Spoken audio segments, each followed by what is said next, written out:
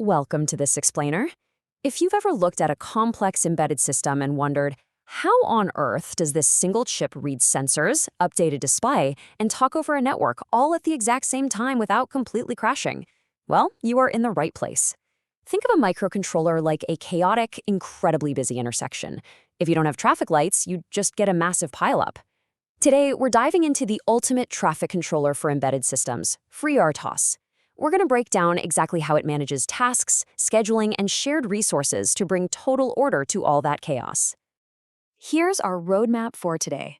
We'll kick things off with a welcome to FreeRTOS, then meet the tasks, explore the FreeRTOS scheduler, talk about controlling time with delays, and finally, we'll tackle semaphores and mutexes. Section 1. Welcome to FreeRTOS, bringing order to chaos. Okay, let's dive right into this. So what exactly is FreeRTOS? Well, it literally stands for Free Real-Time Operating System. It's an open-source, incredibly lightweight RTOS that's custom-built for microcontrollers and small embedded systems. And when I say lightweight, I mean it. We are talking about an OS that can run on as little as 6 kilobytes of RAM. Because of that mind-blowing efficiency and the fact that it supports over 40 architectures like the ARM Cortex-M, it has become the absolute industry standard. You'll find FreeRTOS running under the hood of everything from smart IoT devices to highly critical automotive and industrial systems. Grounding this in physical reality for a second, a typical microcontroller board, a single, highly resource-constrained piece of hardware, has to manage a ton of simultaneous physical operations. Without an RTOS, you'd be stuck writing these massive, complicated super loops, just trying to juggle everything at once. FreeRTOS steps right into this environment to handle the heavy lifting of multitasking for you. Section 2. Meet the tasks, the building blocks. In FreeRTOS, a task is essentially your core building block. It's an independent unit of execution, basically a function that runs concurrently with other tasks.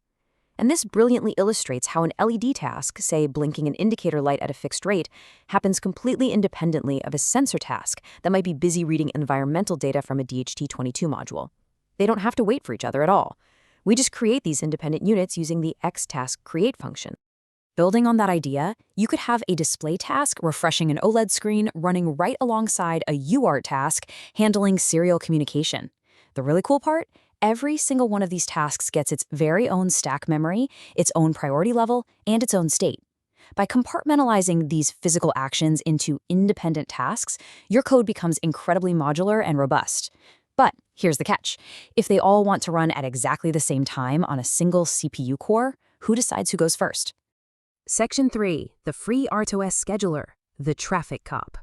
Before our traffic cop can assign the right-of-way, it needs to know the status of every single vehicle. Every task in FreeRTOS exists in one of 4 specific states at any given moment. Running means it's currently executing right there on the CPU. Ready means it wants to run, but it's just waiting for its turn. Blocked means it's temporarily out of the way, usually waiting for an event or a delay to finish. And suspended means it's been manually paused and completely removed from the schedule until you explicitly tell it to resume. Now, why does this matter? It all comes down to how these states interconnect. The scheduler is driven by something called a tick interrupt, and it uses this to constantly evaluate everything.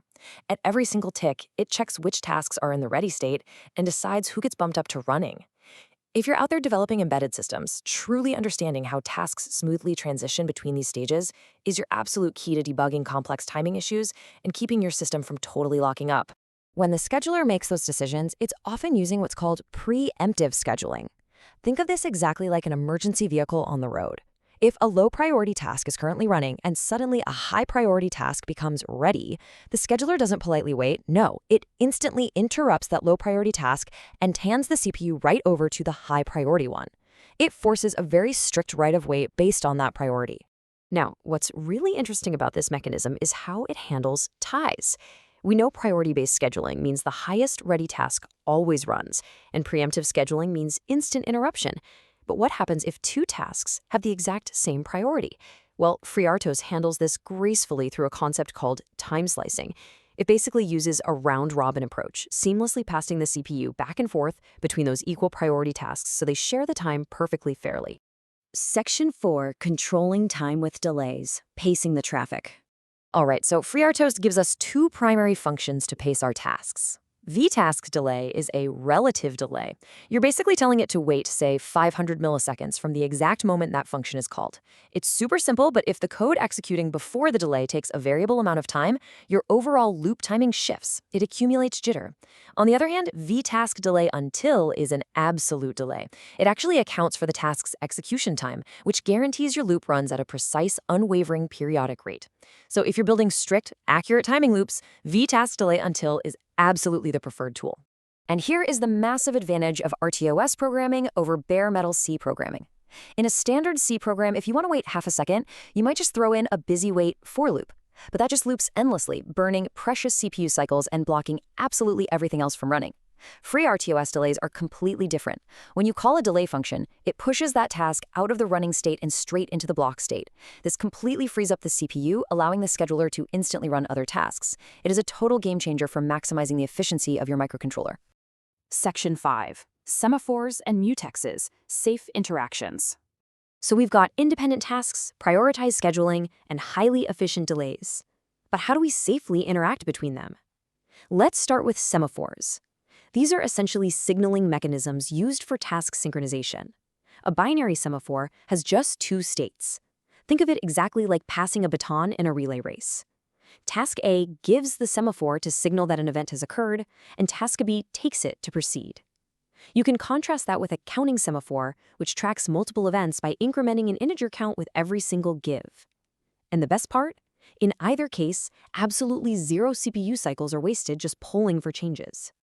So the crucial point here is understanding exactly how a mutex differs from a semaphore. While semaphores are built for synchronization, a mutex, which stands for mutual exclusion, is strictly for resource protection. Because of this, a mutex acts as a strict lock with true ownership. The task that takes the mutex absolutely must be the one to release it. A semaphore doesn't have that rule at all. Plus, a mutex features something called priority inheritance. This is an awesome feature that prevents high-priority tasks from getting stuck waiting endlessly behind low-priority ones, which is a fascinating and frustrating phenomenon known as priority inversion. But why is resource protection totally non-negotiable? Well, imagine you have two tasks that both want to print text over the UART serial connection at the same time. If task 1 gets halfway through printing hello and the scheduler suddenly preempts it to let task 2 print world, your output is going to be completely garbled. Without wrapping that UART access in a mutex, data corruption and hardware collisions are practically guaranteed in a multitasking environment. Wow, we have covered a tremendous amount of ground today. From the tiny 6 kilobyte footprint of FreeRTOS, right up to complex concepts like priority inheritance. To wrap up this explainer, I want to leave you with a final provocative thought. Based on everything we've just discovered, in your own future projects, when exactly would you choose a mutex over a binary semaphore? Think carefully about what you're trying to achieve. Are you just passing a baton, or are you locking the door to a critical resource? Keep that question in mind as you start building your own RTOS projects. Thanks for focusing in with us today.